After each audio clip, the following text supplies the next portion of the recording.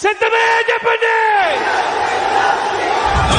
భగ భగ చావే ఎదురుగా అయినా అదరని ధైర్యంలా లక్ష్యం మరువక పంతం విడువక యుద్ధం గెలిచెను సైన్యంలా కార్యకర్తల త్యాగాలే మన గెలుపుకి. దుష్ట చతుష్టయం బాణాలకు బలి కావడానికి తల వంచడానికి ఇక్కడ ఉన్నది అభిమన్యుడు కాదు, ఇక్కడ ఉన్నది అర్జునుడు.